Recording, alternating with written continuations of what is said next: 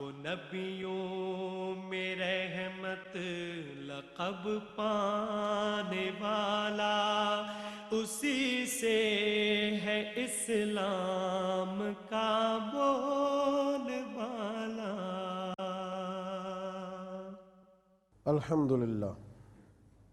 الحمدللہ رب العالمین، والصلاة والسلام علی سید الانبیاء والمرسلین وعلی آلہ واصحابہ اجمعین، اما بعد۔ اعوذ باللہ من الشیطان الرجیم، بسم اللہ الرحمن الرحیم۔ یا ایہا الذین آمنوا لا تبطلوا صدقاتکم بالمن والعذا۔ صدق اللہ العظیم۔ ان اللہ وملائکتہ یصلون علی النبی یا ایہا الذین آمنوا صلوا علیہ وسلموا تسلیما۔ الصلاۃ والسلام علیک یا سیدی یا رسول اللہ وعلی آلک واصحابک یا سیدی یا حبیب اللہ۔ الصلاۃ والسلام علیک یا سیدی یا نبی اللہ وعلی آلک واصحابک یا سیدی یا حبیب اللہ۔ حمد و صلوات کے بعد مومن کی زندگی اور اخلاص آج کی گفتگو کا عنوان ہے۔ مومن کی زندگی میں اخلاص کا بہت بڑا دخل ہے۔ انسان خود ہر چیز میں، ہر معاملے میں خالص چیزوں کو ترجیح دیتا ہے۔ اس کا یہ خیال ہوتا ہے کہ دودھ سے لے کر کھانے تک ہر چیز مجھے خالص ہی ملے، کسی چیز میں کوئی ملاوٹ نہ ہو، کوئی دھوکہ نہ ہو، کوئی فریب نہ ہو، کوئی کسی اور چیز کی آمیزش نہ ہو۔ پھر اس کو چاہیے کہ وہ اپنے دین کو بھی خالص کرے، پھر اس کو یہ چاہیے کہ اللہ کی رضا کو بھی خالص کرے۔ وہ کبھی بھی اتنا کمزور ارادہ نہ کرے کہ وہ اللہ کی عبادت میں، اللہ کی راہ میں صدقات کرنے میں، اللہ تبارک و تعالیٰ کو راضی کرنے میں غیر کو شامل کرے۔ کبھی بھی اس طرف توجہ نہ کرے، خالص رہے، مخلص رہے۔ ہمارے علماء نے ایک بحث کی ہے کہ ایک حدیث میں آیا کہ ایک نیکی کا اجر 7 گنا ہے، ایک روایت میں آیا کہ 10 گنا ہے، ایک میں آیا کہ 700 گنا ہے، تو آخر ہے کتنا؟ تو شارحین نے لکھا کہ جتنا اخلاص زیادہ اتنا اجر زیادہ، اس کی کوئی حد نہیں ہے۔ آپ مخلص ہو جائیں، اخلاص کے ساتھ رہیں۔ قرآن مجید نے کہا یا ایھا الذین آمنوا لا تبطلوا صدقاتکم بالمن والعذا، اے ایمان والو اپنے صدقات باطل نہ کر لینا تکلیف دے کر اور احسان جتلا کر۔ تم نے بندوں کے لیے نہیں دیا، تم نے اللہ کی رضا کے لیے دیا۔ تم بتلاتے کیوں ہو؟ احسان کیوں جتلاتے ہو؟ کہتے کیوں ہو کہ میں نے کیا؟ مخلص رہو۔ ریاکاری، بناوٹ، تصنع، نبی کریم علیہ الصلاۃ والسلام نے ارشاد فرمایا کہ قیامت کے دن اللہ تبارک و تعالیٰ ریاکاروں سے فرمائے گا، دکھلاوا کرنے والوں سے فرمائے گا کہ جاؤ انہی سے جا کے اجر لو جن کے دکھانے کے لیے تم اعمال کیا کرتے تھے، میرے لیے تھوڑی کرتے تھے۔ جن کو دکھانے کے لیے، دکھاوا کرنے کے لیے تم نے اعمال کیے، ان سے جا کے اجر مانگو، میں تو انہیں اجر دوں گا جنہوں نے خالص میری رضا کے لیے اعمال کیے۔ یہاں ہر بات میں دکھاوا ہے، اور جب سے یہ سوشل میڈیا کی کچھ چیزیں عام ہوئی ہیں، صدقہ بھی دکھاوا، نماز بھی دکھاوا۔ اللہ اکبر۔ اس قوم کا کیا بنے گا جو اپنے حج کو بھی دکھائے گی، اپنے عمرے کو بھی دکھائے گی، اور جو بیت اللہ شریف کی طرف پشت کر کے تصویریں بنائے گی، اور جو مواجہ اقدس پر کھڑے ہو کے رسول رحمت علیہ السلام کی بارگاہ ناز میں کھڑے ہو کے مواجہ شریف کی جانب گویا پشت کر کے تصویر بنائے گی۔ اس سے زیادہ بھی دکھاوا ہوگا، ریاکاری ہوگی، تصنع ہوگا، بناوٹ ہوگی۔ ہمارے بزرگ جب حج عمرے کے لیے جاتے تھے تو کئی دفعہ بتایا ہی نہیں کرتے تھے، کہتے تھے ایک پاک اور پاکیزہ سفر کے لیے جا رہا ہوں، میرے لیے دعا کرنا۔ لوگ یہ بتایا نہیں کرتے تھے، چھپایا کرتے تھے۔ ایک درویش کہا کرتے تھے کہ میرا دل کرتا ہے کہ میرے اعمال کرامن کاتبین کو بھی پتہ نہ چلے، بس مجھے پتہ ہو یا میرے رب کریم کو پتہ ہو۔ اخلاص ایک حسن ہے، اخلاص ایک معیار ہے۔ آپ بندوں کے ساتھ جب بھی کوئی کام کریں گے اس میں اللہ کی رضا کو پیش نظر رکھیں گے۔ مومن کی زندگی کا حسن ہے اخلاص، اخلاص والا عمل، خلوص والا عمل۔ امام غزالی رحمۃ اللہ تعالی علیہ فرمایا کرتے تھے کہ اگر کسی بادشاہ کو پتہ چل جائے کہ یہ جو آدمی میرے ساتھ پہرے دار ہے، کسی ذرا دیکھیے بزرگوں کے سمجھانے کا انداز، فرمانے لگے اگر بادشاہ کو پتہ چل جائے کہ یہ جس آدمی کو میں کئی سالوں سے تنخواہ دے رہا ہوں اور اپنا وفادار سمجھ کر کے دے رہا ہوں، یہ میرا گارڈ بنا ہوا ہے، پہرے دار بنا ہوا ہے اور رکھوالی کرنے والا بنا ہوا ہے، اور میں اس کو کئی سالوں سے تنخواہ دے رہا ہوں، کئی انعام اکرام دیے ہیں، لیکن بادشاہ کو پتہ چلا کہ یہ میرے لیے نہیں آتا تھا، اس کی تو کسی کنیز پر نظر ہے، یہ جو یہ کہتا تھا کہ حضرت آپ فکر نہ کریں میں رات کو بھی ڈیوٹی کروں گا، تو یہ میرے لیے نہیں آتا تھا، اگر اسے پتہ چل جائے کہ اس کی تو نظر کنیز پر ہے، تو امام صاحب فرماتے تھے بتاؤ وہ بادشاہ کیا سزا دے گا؟ وہ تو انعام و اکرام کی بارشیں کرتا رہا، بڑا کچھ دیتا رہا۔ تو لوگوں نے امام غزالی سے جب یہ لفظ سنے تو کہنے لگے حضور وہ تو گردن اڑا دے گا، وہ تو اتنا ناراض ہوگا کہ شاید وجود کاٹ دے۔ تو آپ فرمانے لگے اسے تو کبھی جا کے پتہ چلے گا نا، تو رب کریم کو تو روز پتہ ہے، روز پتہ ہے۔ پھر یہ سوال روز اٹھتا ہے کہ نماز میں دل نہیں لگتا، یہ بتائیے خالص ہیں آپ؟ عبادت میں دل نہیں لگتا، مخلص ہیں آپ؟ میرے نبی کریم علیہ الصلوۃ والسلام نے فرمایا تو رب کے ساتھ مخلص ہو جا، اللہ تیری دنیا بھی بنا دے گا اور آخرت بھی بنا دے گا۔ تو اخلاص والا معاملہ کر۔ یہ رکاوٹیں ساری تب پیدا ہوتی ہیں جب ریاکاریاں آتی ہیں، جب تصنع آتی ہے، جب بناوٹ آتی ہے۔ اب تو ڈھونڈنا پڑتا ہے کہ کہیں اخلاص ہو، دکھاوا ہی دکھاوا، دکھاوا ہی دکھاوا۔ اخلاص حسن ہے، اخلاص آپ کو نا اصل کر دے گا، ریاکاری آپ کو تصنع والا بنا دے گی۔ میں اکثر کہا کرتا ہوں کہ ریاکاری بنیادی طور پر اداکاری کا نام ہے، تو اداکاری کتنی دیر کرو گے؟ تھک جاؤ گے۔ نارمل زندگی مخلص لوگوں کی زندگی ہوتی ہے، مخلص لوگوں کی۔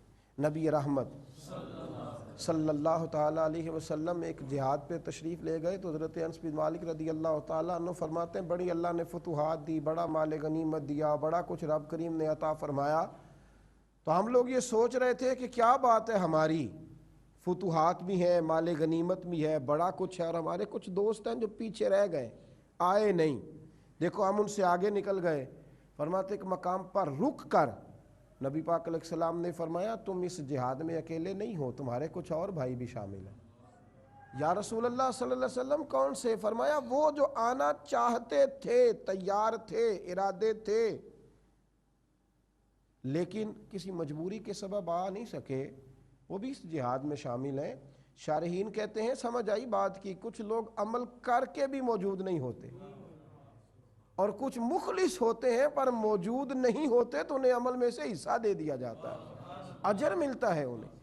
اخلاص کے ساتھ جینا، مخلص ہو کر رہنا اور خالص رہنا، ریاکاری سے بچنا، تصنع سے بچنا، بناوٹ سے بچنا، یہ پسند ہے۔ نبی کریم علیہ الصلوۃ والسلام نے ہر قسم کے معاملے سے بچنے کا حکم دیا، فرمایا کہ کپڑا بھی دکھاوے کے طور پہ نہ پہننا۔ مومن کی زندگی کا ایک معیار ہے، وہ کپڑا اللہ رسول کی رضا کے لیے پہنتا ہے۔ حضور صلی اللہ تعالی علیہ وسلم فرماتے ہیں جس نے دنیا میں شہرت اور دکھاوے کا لباس پہنا، اللہ قیامت کے دن اسے ذلت کا لباس پہنا دے گا۔ غریبوں کو تنگ کرنا، مہنگے جوڑے پہن کر، 15 اور 18 ہزار کے جوتے پہن کر لوگوں کو تکلیف دینا۔ لباس میں بھی اعتدال رکھے، لباس میں بھی وہ معیار اختیار نہ کرے کہ جس سے کسی کی تذلیل ہو، دکھاوا پیدا ہو۔ مخلص رہے، خالص رہے، اعتدال کے ساتھ رہے، اور مخلص ہو کر کے حضرت سیدنا امام غزالی رحمۃ اللہ تعالی علیہ فرماتے ہیں کہ ایک نیک آدمی تھا، تو اس کو غلام کی ضرورت تھی، وہ غلام خریدنے کے لیے بازار گیا، تو غلام کو جب وہ لانے لگا تو اس نے کہا مالک میری 3 شرطیں۔ اس نے کہا کون سی؟ کہنے لگا ایک تو شرط میری یہ ہے کہ جب نماز ہو جائے گی تو میں کوئی کام نہیں کروں گا، اذان کے ہوتے ہی میں اوقات نماز میں مسجد جاؤں گا، اور دوسری میری شرط یہ ہے کہ میں دن میں آپ کی ڈیوٹی کروں گا، رات کو نہیں کروں گا، اور تیسری میری گزارش یہ ہے کہ مجھے ایک الگ کمرہ چاہیے جس میں میں وقت گزاروں گا۔ انہوں نے کہا بالکل ٹھیک ہے، نماز میں بھی پڑھتا ہوں، آپ بھی پڑھنا، اور میرے بھی سارے معاملات اور ضروریات دن سے تعلق رکھتے ہیں، رات کو مجھے آپ کی کیا ضرورت ہے؟ اور رہی بات یہ کہ آپ کو کمرہ چاہیے تو ویسے بھی ہمیں الگ کمرہ دینا تھا، آپ جو چاہیں پسند کر لیں، اس کو خرید کر کے لائے۔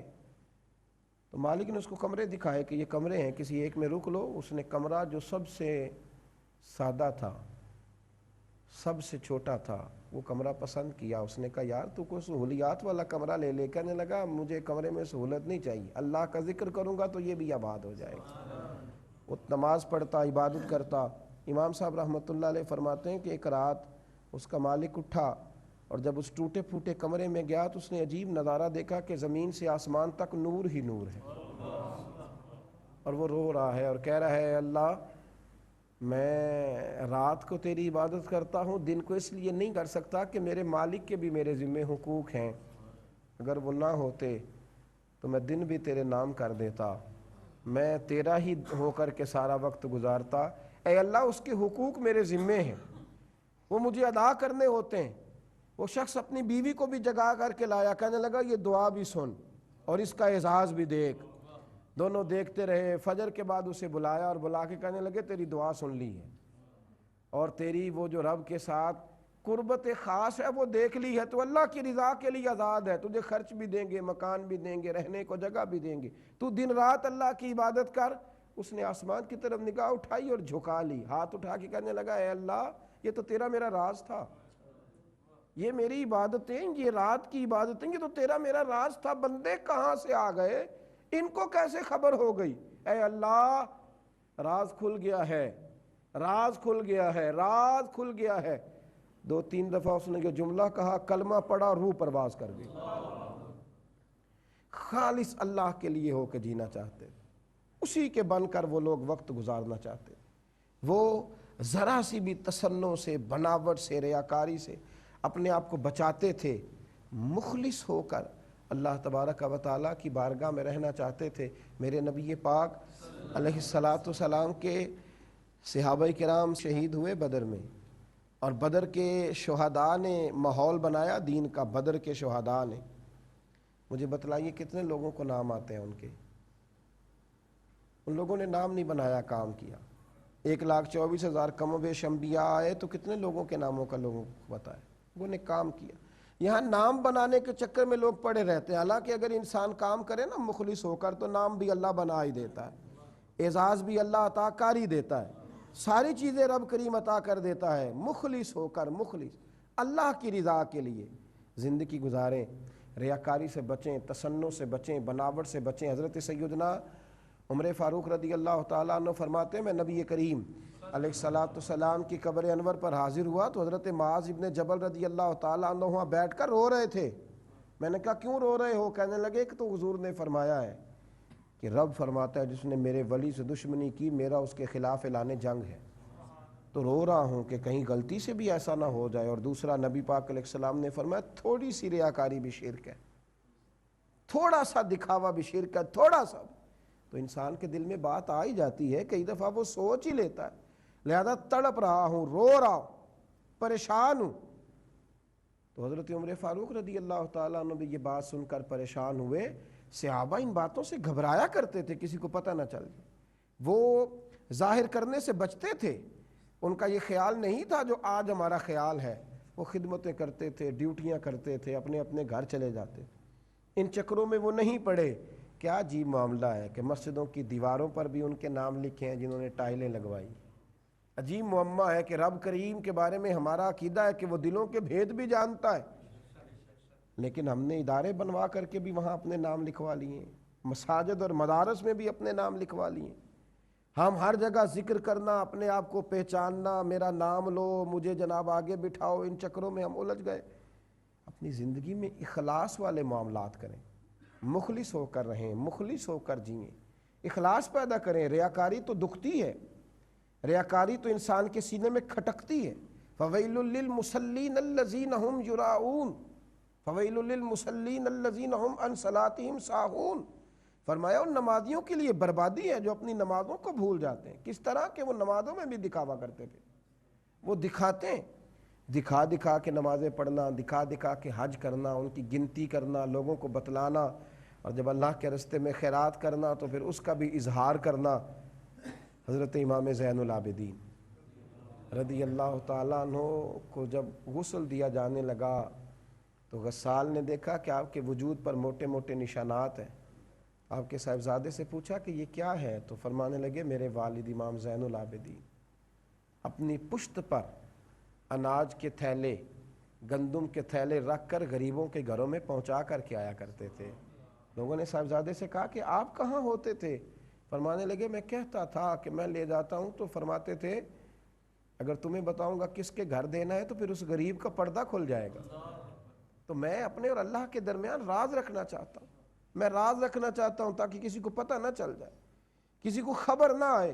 بھائی مخلص ہو کر ریاکاری سے بچتے ہوئے اللہ تبارک و تعالیٰ کی رضا کے لیے جب لوگ دین کا کام کریں گے، جب اللہ کی رضا کے لیے نماز پڑھیں گے، جب اللہ کی رضا کے لیے روزہ رکھیں گے، جب اللہ کی رضا کے لیے اس کی بارگاہ میں حاضر ہوں گے، جب اللہ تبارک و تعالیٰ کی رضا پیش نظر ہوگی، پھر اس کام کا بڑا مزہ آتا ہے جو کام بندہ اللہ کی رضا کے لیے کرے اور بندوں کو خبر نہ ہو۔ سب سے زیادہ سکون وہ نیکی دیتی ہے جو نیکی چھپ جاتی ہے۔ جس نیکی کا اظہار ہو جاتا ہے، جس کی خبر ہو جاتی ہے، جس کا پتہ چل جاتا ہے، وہ نیکی لذت نہیں دیتی۔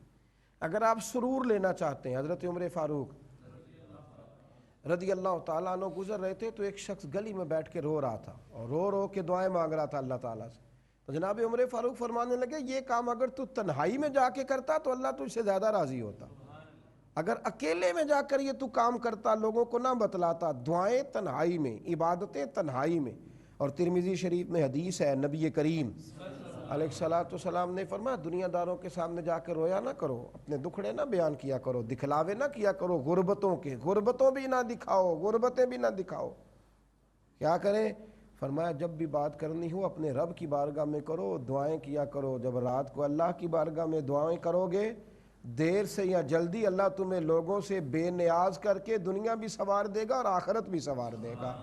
مخلص بن کے جئیں، اخلاص والے زندگی گزاریں۔ اللہ تعالیٰ سمجھنے کی توفیق عطا فرمائے۔ آخر دعوانا الحمدللہ۔ وہ نبیوں میں رحمت لقب پانے والا، اسی سے ہے اسلام کا بول